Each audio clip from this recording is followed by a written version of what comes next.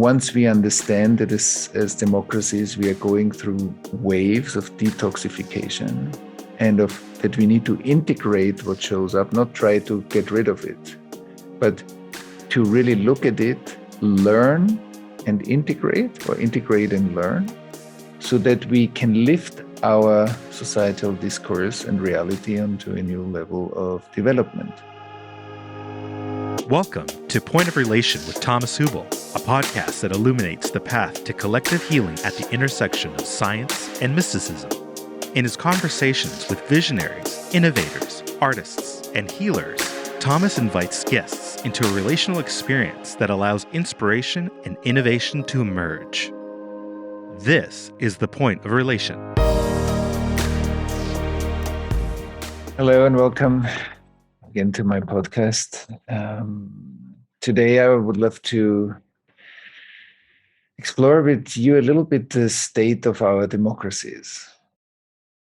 And I mean, there are many, it's a very complex topic, of course, but I want to share with you today a few of the highlights of the thoughts and processes that came up also through the workshop, but of course before. And one of them is that through my work in the last 20 years, I became aware of how collective trauma affects human systems.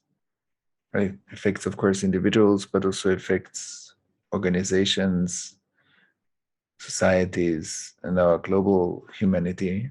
And we all know that democracies, evolutionary-wise, are still young. And we transitioned out of a long phase of power over and domination hierarchies, where hierarchy means that there is somebody that is stronger or has more power that limits, in a way, our movement and freedom and decides, at least on some vital, existentially important things for us sometimes. One of them is free speech, one of the free expression, or like a deeper development of human rights. Well, what has been human rights? In my work, I relate to human rights as the right to be in life, to have a place in life, which is sacred. The right to become, to develop one's inherent creativity and intelligence, and to be able to relate that intelligence to our environment. The right to belong, creating a healthy, meaningful relational network. And so these three forces or powers, being, becoming, and belonging, are part of every one of us. And we want to support this also in everyone else. So we respect human rights in each other by respecting these three powers. But power over and domination-based hierarchies don't do that. And so we're still very wounded and sometimes very violently so violate human rights. And it's still going on today. On the other hand, democracies created a space where we made a whole leap into another form of human systems and societies. But as I said, we are still in kind of a younger form of democracies. And that's the point of our conversation today, is what happens when we create a safer space for everybody to speak, a safer space to be present, a safer space to feel that I feel self-empowered, I have agency, I can bring my qualities into the democratic process and contribute to the society and also get the benefits of the society. And when we create that safer space, then something's happening in our nervous systems and bodies. Because whenever there's more safety, our inner world actually says, wow, that's really great. So because now it's safe, I can stop holding some of my wounds. I can let go partly and let that surface. So whenever we reach a certain level of coherence or relational safety or environment that is safe enough, our inner world starts to detox itself. But when stuff comes up, and we see periodically that in our societies, there's a detox process going on, and then there are new stressors on top of that, like the pandemic situation in the world, or wars, like new stressors that create a lot of stress that might actually lead to another contraction. But when it's possible, life wants to detox, self-heal itself. And that's why I think that democracies again and again go through processes of incoherence where it looks like more chaotic, it looks like disturbed, it looks like more dysfunctional, it looks like it's very messy because stuff comes up, and it seems like to be like a disturbance. But that disturbance is needed in order to create a higher level of coherence. We need to see that, for example, there is violence against women. There's a gender inequality.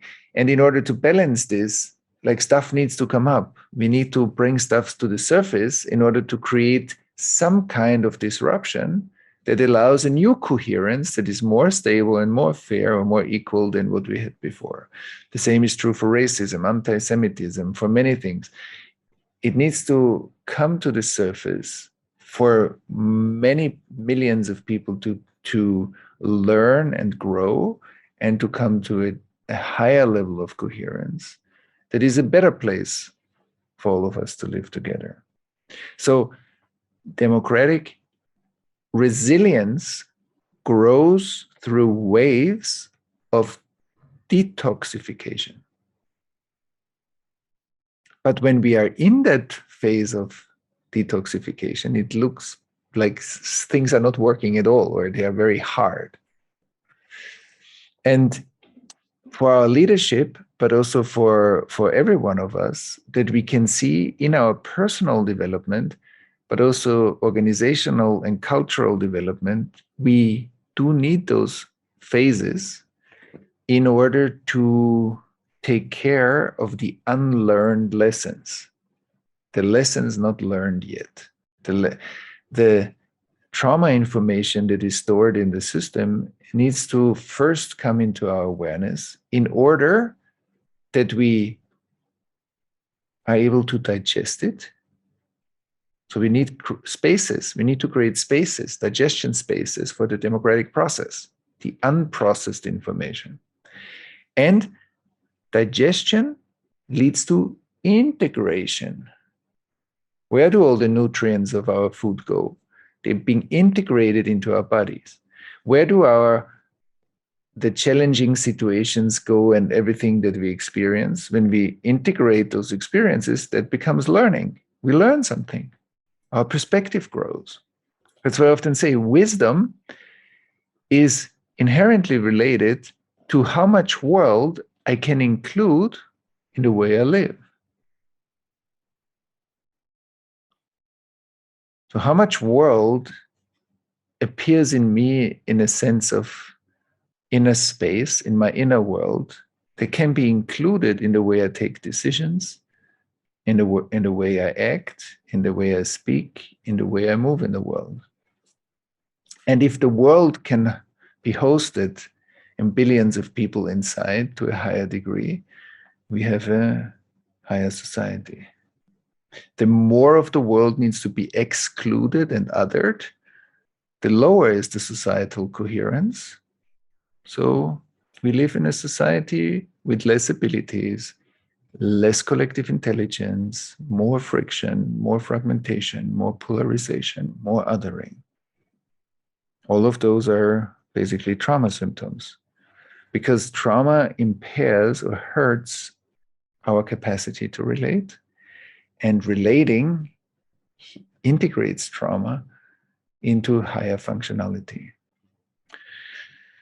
And so my point of today is that I believe once we understand that as democracies, we are going through waves of detoxification and of that we need to integrate what shows up, not try to get rid of it, but to really look at it, learn and integrate, or integrate and learn, so that we can lift our societal discourse and reality onto a new level of development.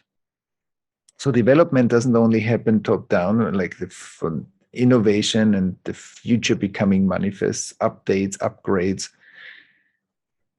but evolution also happened through the unlearned lessons that are still frozen in the permafrost of our cultures. And they need to be melted. They need to be looked at, digested, and integrated so that we harvest the ethical learning that is still missing to deal with the technological advancement, the scientific advancement of today. We see within like a domination or a power over leadership, it seems like there is not enough, there's not a space that we can feel safe to detox.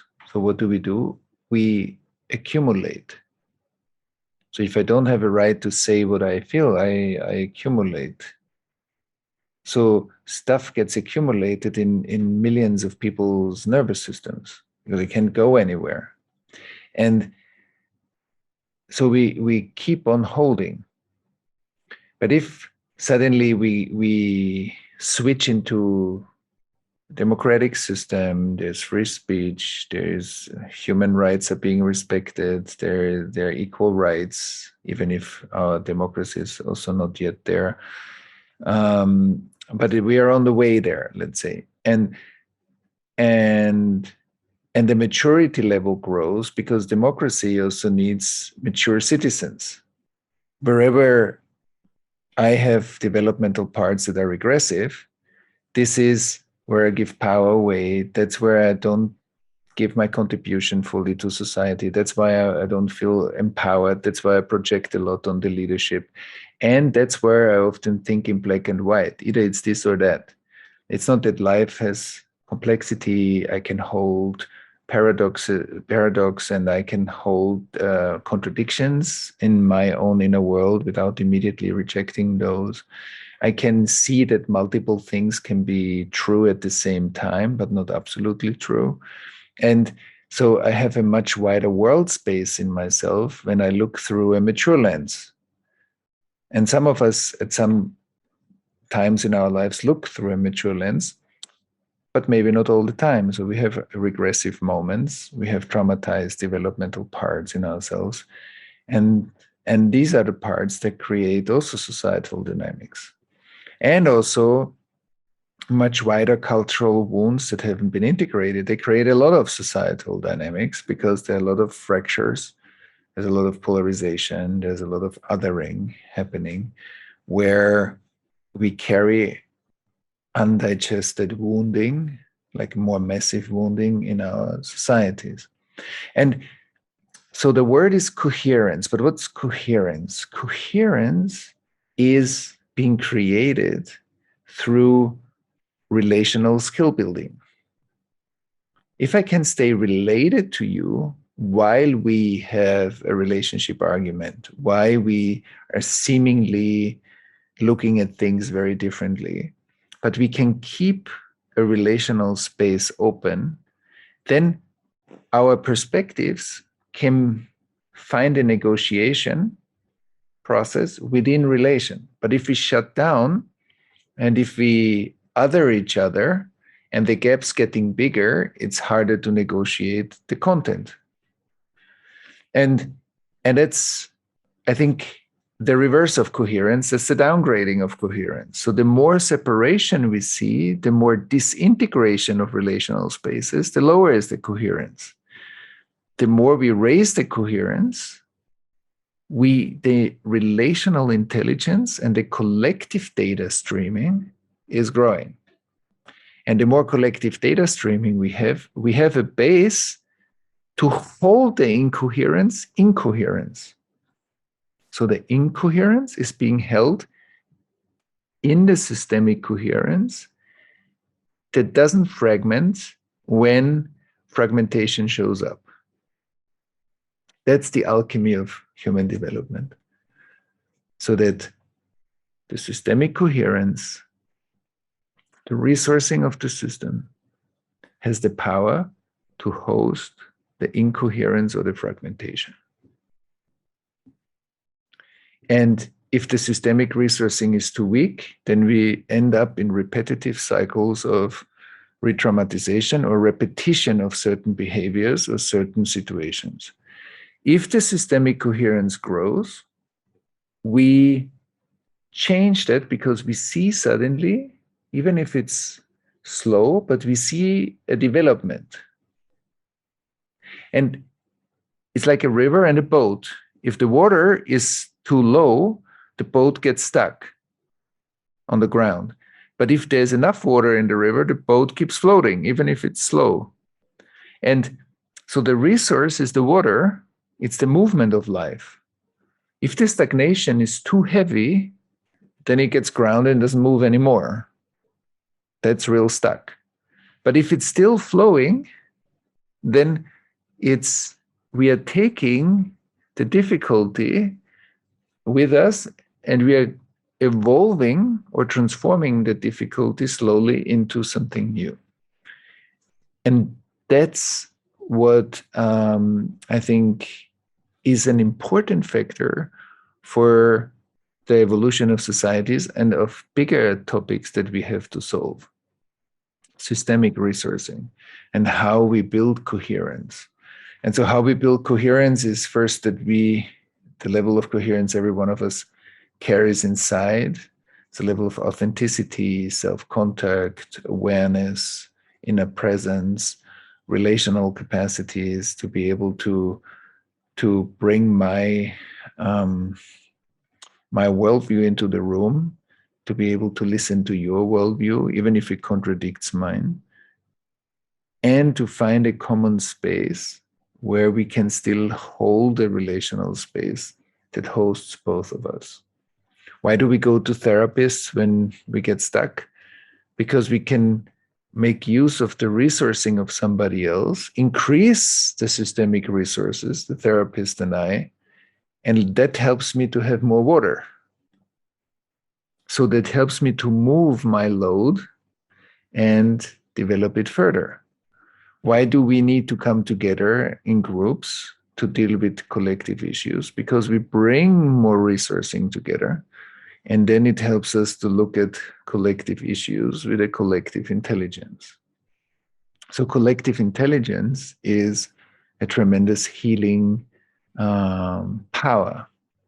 And so when we look at the democratic process, I believe one of the collective trauma symptoms is that we don't have enough built-in, funded by the state, digestion spaces. For example, what happened through the pandemic so far in the last 2 years needs to be digested.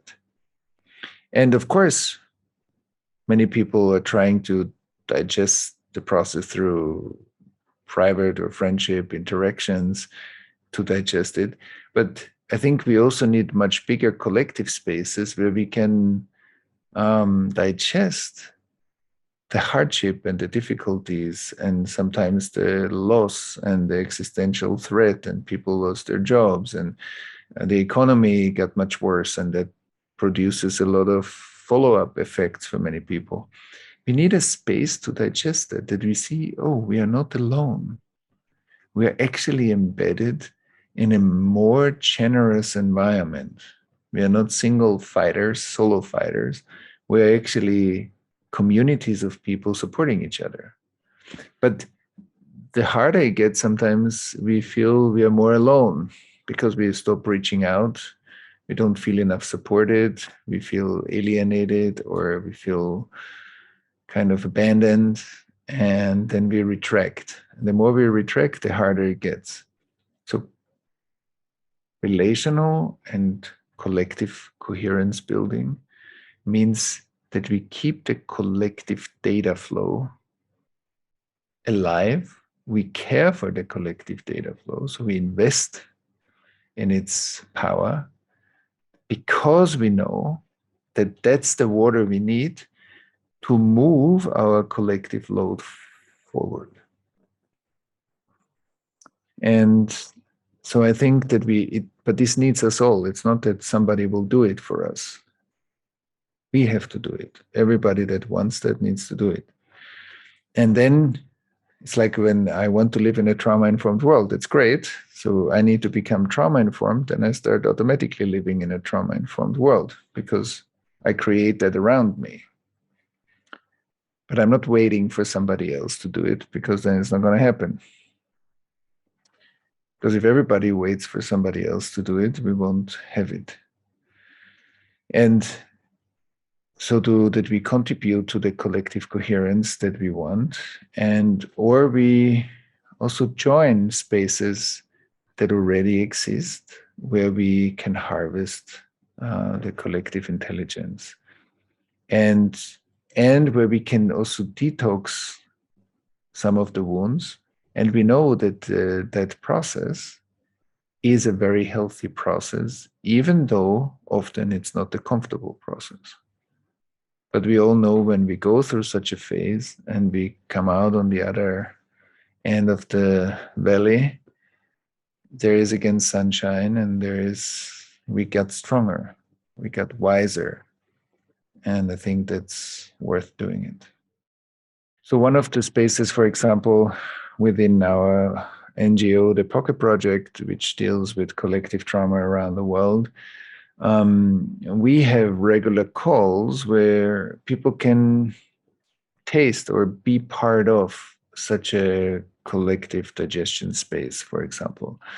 We have global social witnessing calls where we witness more collective events, how they impact us, and how we can digest that kind of impact, for example, a war or a specific situation in the world has on us, and how the societal body digests that.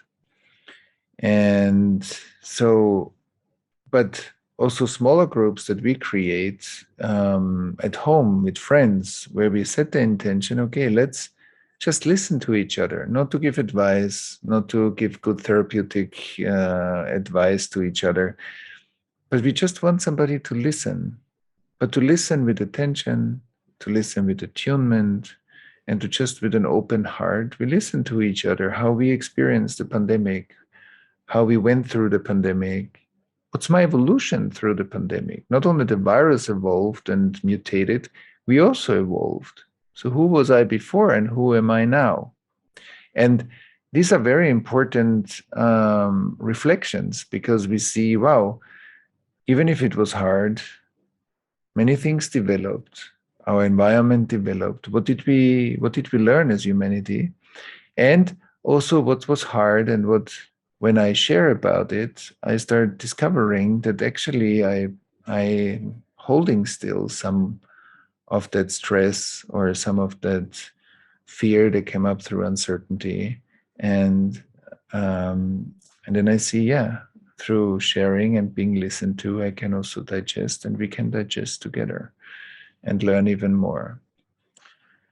So we also offer this kind of digestion spaces, and there are also other groups and organizations in the world that come together and offer such kind of space. I hope that's an inspiration to look at democracy also a little bit through a collective trauma-informed lens. And as part of my podcast, The Point of Relation. So today we created a relation to the detox mechanism of our democracies. And thank you for joining, and I see you soon. Thanks for listening to Point of Relation with Thomas Hübl. Stay connected and get updates about new episodes by visiting our website, pointofrelationpodcast.com, and by subscribing to the Thomas Hübl YouTube channel. If you enjoyed this video, please like it and share about us with your community on social media. Thank you. We appreciate your support.